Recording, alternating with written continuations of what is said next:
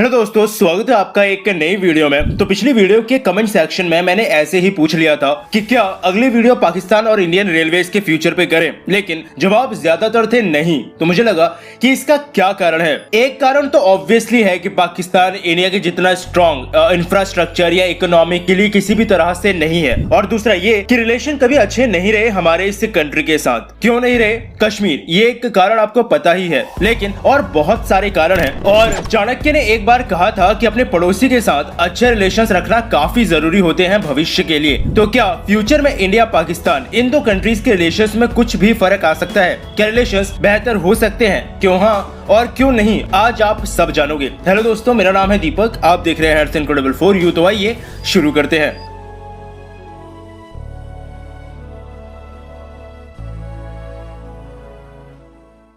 तो वीडियो शुरू करूं उससे पहले ही ये बता दूं कि ये वीडियो किसी भी कंट्री के आम लोगों के हेट के लिए नहीं है, और बहुत हद तक चांसेस हैं कि वीडियो में आगे हिस्ट्री के कुछ लीडर्स को जिन्होंने बहुत बड़ा योगदान दिया है इन कंट्रीज के फ्यूचर यानी भविष्य को बर्बाद करने में, उनको मैं काफी हद तक पेल दूं। इसलिए आपसे रिक्वेस्ट है कि आप लोग अपने विवेक से काम लें। चलिए अब फाइनली शुरू करते हैं। तो जी हाँ, इन्हीं से शुरू करेंगे क्योंकि ये वही व्यक्ति थे जिन्होंने इंडिया को रिलीजन के बेसिस पे दो कंट्रीज में बांटने की बात कही थी, और इन्होंने अपने रहते रहते उस चीज को पूरा भी किया और भारत को इंडिया और पाकिस्तान में बांट दिया। वैसे जिस हिसाब से बंटवारा हुआ था वो भी मैं 100% श्योर हूँ कि रात को एक बोतल पीने के बाद ही किया गया था। खैर, बोतल पीने के बाद ही सही, बंटवारा तो हो गया, लेकिन बस अब आप 2 मिनट के लिए रुको और कुछ मत सोचो। अभी तक कश्मीर का इशू आया है, इससे पहले भी इंडिया के अंदर ही कुछ राइट्स हुए थे, लेकिन अभी बस इतना सोचो कि कंट्री को रिलीजन के हिसाब से बांट दिया है बस। तो क्या दूसरी कंट्री दुश्मन हो गई? शायद नहीं, उन्होंने अभी तक तो कुछ किया नहीं तो दुश्मन नहीं हुई। यानी अकेला पार्टीशन एक्चुअली कारण नहीं था दुश्मनी का। दुश्मनी के कारण इन दो कंट्रीज में बहुत सारे रहे हैं, और इन्हीं कारणों को फ्यूचर के लिए एनालाइज करेंगे कि क्या ये फ्यूचर में भी दोनों कंट्रीज के रिलेशंस को खराब ही रखेंगे। तो सबसे पहले कारण की बात करें तो वो है कश्मीर, वो कारण जिसने सबसे पहला वॉर करवाया इंडिया और पाकिस्तान के बीच आजादी के जस्ट बाद। ये आप लोग भी जानते होंगे शायद कि 1947 में कश्मीर में राजा हरि सिंह का रूल था, और इंडिया के ब्रिटिशर्स से आजादी के बाद राजा हरि सिंह ना पाकिस्तान में जाना चाहते थे ना इंडिया में। वो अपना एक अलग स्टेट या कहें तो कंट्री ही हो जाएगा, तो एक अलग कंट्री चाहते थे। लेकिन पाकिस्तान को ये बात सुनते ही लूज मोशन लग गई और उन्होंने अपनी आर्मी के साथ कश्मीर पर चढ़ाई शुरू कर दी। कारण उनके हिसाब से कश्मीर के अंदर मेजॉरिटी मुस्लिम पॉपुलेशन थी, और दूसरी तरफ इंडियन लीडर सरदार वल्लभ भाई पटेल ने बहुत सारी एग्जिस्टिंग जगहों को इंडिया में शामिल कर दिया था। वैसे डिटेल्स और भी काफी ज्यादा हैं जिसके बारे में मैंने काफी पहले एक वीडियो बनाई थी और उसमें बताया था। तो जब राजा हरि सिंह को यह पता लगा कि पाकिस्तान ने अटैक किया है और वो अकेले इस अटैक को नहीं संभाल पाएंगे, तो उन्हें भी लूज मोशन लग गई और मदद के लिए उन्हें इंडिया के पास ही आना पड़ा, क्योंकि उस समय महाराजा हरि सिंह के लिए आसपास कोई भी और कंट्री इंडिया से एक बेटर ऑप्शन नहीं था। लेकिन इंडिया ने सामने से एक शर्त रख दी कि अगर हम कश्मीर को बचाएंगे तो कश्मीर इंडिया का ही पार्ट होगा, जिसके इंस्ट्रूमेंट ऑफ एक्सेशन पे राजा हरि सिंह ने साइन कर दिया था, और इंडियन आर्मी ने उस कश्मीर के हिस्से को कवर कर लिया जहां पाकिस्तानी फोर्सेस नहीं पहुंची थी। फिर उसके बाद वैसे काफी खिचड़ी पकी। नेहरू साहब यूएन चले गए, यूएन ने लाइन ऑफ कंट्रोल बना दिया और प्लेबिसाइट करवाने की बात कही, जिसके लिए उन्होंने रेजोल्यूशन पास किया। प्लेबिसाइट का मतलब एक तरह से इलेक्शन ही है जिसमें कश्मीर के लोगों से ही यह पूछा जाता कि वो किस कंट्री के साथ रहना चाहते हैं। लेकिन वो प्लेबिसाइट कभी कश्मीर में हुआ ही नहीं। क्यों नहीं हुआ? कारण पाकिस्तान। आज वैसे पाकिस्तान बोलता है कि कश्मीर में प्लेबिसाइट इंडिया नहीं होने दे रहा, लेकिन जो रेजोल्यूशन यूएन ने पास किया था उसमें 3 स्टेप थे, जिसमें पहले स्टेप के कंप्लीट होने के बाद ही दूसरा स्टेप होना था। जिसमें पहला स्टेप ही ये था कि पाकिस्तान को अपनी आर्मी और अपने सिटीजन्स कश्मीर के उस हिस्से से जो उन्होंने इलीगली ऑक्यूपाई किया है उससे बाहर निकाले थे। सेकंड स्टेप में जाकर इंडिया को भी यही काम करना था, बस उतनी सी फोर्स रखनी थी ताकि लॉ एंड ऑर्डर मेंटेन रह सके, और फिर जाकर तीसरे स्टेप में प्लेबिसाइट होना था। मतलब एक तरफ पाकिस्तान को कश्मीर की आजादी चाहिए, लेकिन दूसरी तरफ उन्होंने कभी पहला स्टेप पूरा किया ही नहीं, तो रिजल्ट निकलेगा क्या और कैसे? खैर, ये चीज बता दूं कि ये रियल हिस्ट्री है। पाकिस्तानी बुक्स में क्या है मुझे नहीं पता, लेकिन इतना पता है ये तो नहीं होगा।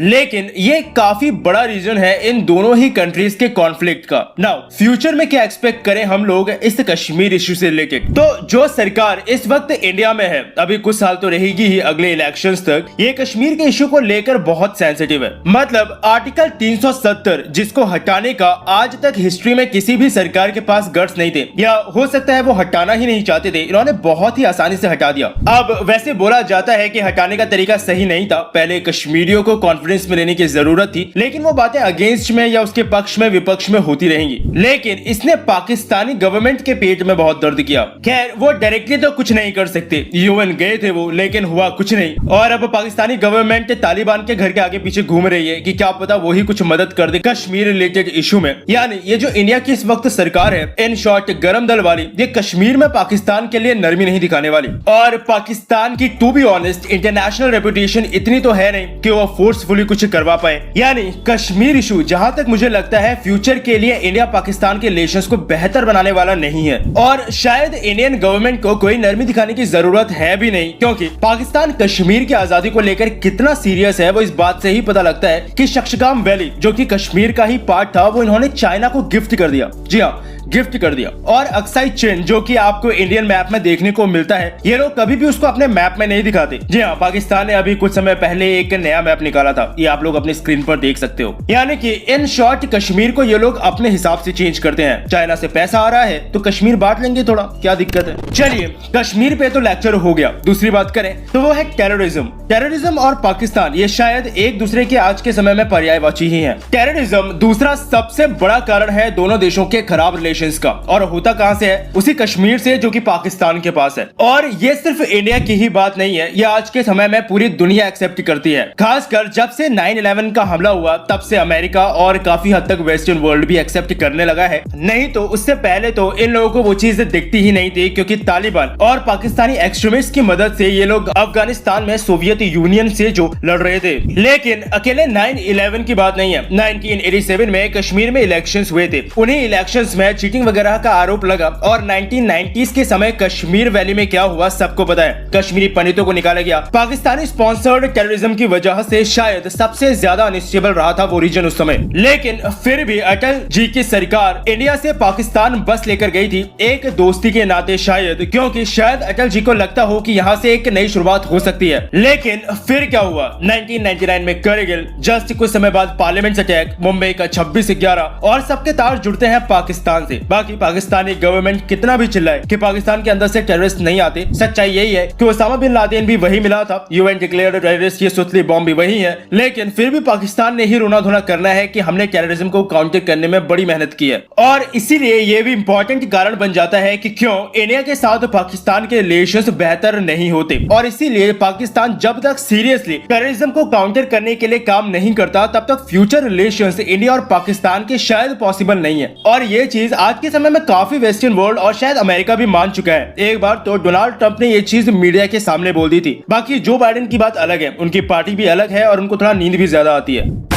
चलिए तीसरे पॉइंट की बात करें तो वो है म्यूचुअल बेनिफिट्स। एक सवाल, पाकिस्तान हमें क्या दे सकता है? देखो ये हम भाई भाई हैं, भाई बहन हैं, ये जो भी रिश्ता है ये यूट्यूब पे व्यूज लेने के लिए, फेसबुक पे लाइक्स लेने के लिए या ट्विटर तक ही चलता है। एक्चुअल जियोपॉलिटिक्स में जो चीज मैटर करती है वो है बेनिफिट्स। मैं इतनी ज्यादा नॉलेज नहीं रखता वैसे जियोपॉलिटिक्स की, लेकिन इतना तो पता है कि क्या बेनिफिट आपको मिल सकता है पाकिस्तान जैसी कंट्री से। शायद ज्यादा कुछ नहीं। जिस कंट्री की जीडीपी $250 बिलियन है, मैन्युफैक्चरिंग के नाम पे वहां सिर्फ कुछ ही गिनी चुनी चीजें बनती हैं, उससे डायरेक्टली तो कोई फायदा नहीं होगा। हाँ, एक चीज को म्यूचुअल बेनिफिट हो सकता है वो है कंपनीज को। जैसे मान लो कोई एक कंपनी है, टाटा का ही एग्जांपल ले लेते हैं, वैसे इनका बिजनेस वैसे ही पूरी दुनिया में अभी फैला हुआ है। लेकिन अगर कल को इंडिया पाकिस्तान के रिलेशंस अच्छे हो जाते हैं तो एक और कंट्री मिलेगी शायद फ्रीली बिजनेस करने के लिए। इंडियन कंपनीज को फायदा होगा, पाकिस्तान के लोगों को भी फायदा होगा, क्योंकि जितना ज्यादा वो अपना मार्केट कंपनीज के लिए खोलेंगे, मार्केट में कंपटीशन बढ़ेगा, इकोनॉमी बढ़ेगी और लोगों को भी सस्ते में बेहतर चीजें मिलेंगी। लेकिन होगा नहीं, पक्की बात है, क्योंकि पाकिस्तानी गवर्नमेंट का सुपर पावर स्टेटस है। वो चाहते ही नहीं है कि इंडियन कंपनीज पाकिस्तान में आए। वैसे हमारी गवर्नमेंट का भी कोई ऐसा बिल्कुल नरम दिल नहीं है, ये चीज हमें भी एक्सेप्ट करनी होगी। लेकिन शायद म्यूचुअल बेनिफिट्स में पाकिस्तान को ही ज्यादा बेनिफिट होना है। पिछले साल का याद ही होगा आपको, जब पाकिस्तानी गवर्नमेंट ने बोला था कि इंडिया से हम शुगर और कॉटन इंपोर्ट करेंगे, लेकिन फिर अगले ही दिन बोल दिया कि नहीं करेंगे जब तक कश्मीर को आप 370 वापस नहीं करते। इसका मतलब वो कभी नहीं करेंगे, क्योंकि 370 तो आप वापस कभी आना नहीं है। अब मुझे नहीं पता उनकी किससे बात हुई थी, लेकिन किसी से तो हुई ही होगी।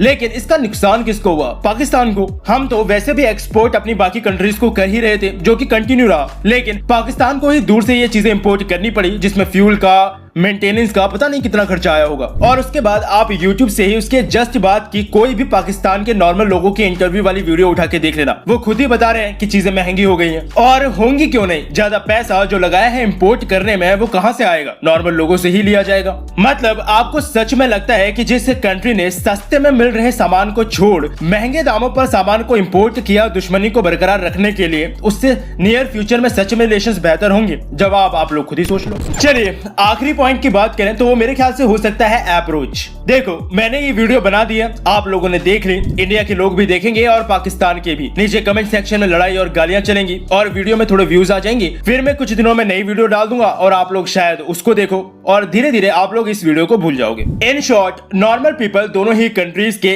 एक दूसरे को अश्लील साहित्य से निकाल कर गालियां दे या फिर प्यार मोहब्बत की बातें करें, इससे इंटरनेशनल लेवल पर किसी को घंटा फर्क नहीं पड़ता। फर्क पड़ता है गवर्नमेंट लेवल पर दोनों ही कंट्रीज की एक दूसरे की तरफ अप्रोच से। कुछ समय पहले आपने ध्यान दिया हो तो एक सीज फायर एग्रीमेंट को लेकर काफी न्यूज आई थी कि एक पॉजिटिव स्टेप है दोनों कंट्रीज का एक दूसरे की तरफ। लेकिन इसका क्या करूं? ये ट्वीट्स पढ़ने के बाद लिटरली आप लोगों को लगता है कि ये बंदा किसी भी एंगल से पॉजिटिव होगा। वैसे इस वक्त पाकिस्तानी गवर्नमेंट की पूरी कैबिनेट ही लगभग जोकरों से भरी है, लेकिन चलो कोई नहीं, एक कैबिनेट का नॉर्मल मिनिस्टर किसी के लिए ट्वीट भी कर दे तो उसकी कोई इतनी ज्यादा हवा नहीं बनती, क्योंकि वो एक नॉर्मल कैबिनेट मिनिस्टर है। वैसे ट्वीट की तो इनकी भी नहीं बनती, कोई लेता ही नहीं दुनिया में सीरियसली, क्या करें। लेकिन ये वही बंदा है, इससे सवाल पूछो कि इंडिया से रिलेशंस अच्छे कैसे होंगे तो भाई साहब बोलेंगे कि इंडिया एक कदम आगे बढ़ाएगा तो हम 2 कदम बढ़ाएंगे। लेकिन फिर इनका ट्विटर खोलो, वहां कश्मीर, RSS, बीजेपी, सुतली बम, ढोल नगाड़ा, हमें कोई पैसा दे दो, बस यही देखने को मिलता है। और ये चीज वैसे ऐसे हवा में ही नहीं की जाती है। इंडिया से दुश्मनी की रट लगाने की वजह से पाकिस्तान में पिछले 75 साल में अलग अलग पार्टियों ने राज किया है और ये मेन सब्जेक्ट आखिर खत्म हो कैसे सकता है। और ये चीज एक्सेप्ट करनी होगी कि इंडिया पाकिस्तान के रिलेशंस बेहतर बनना पाकिस्तानी गवर्नमेंट पार्टीज के लिए भी नाइटमेयर ही होगा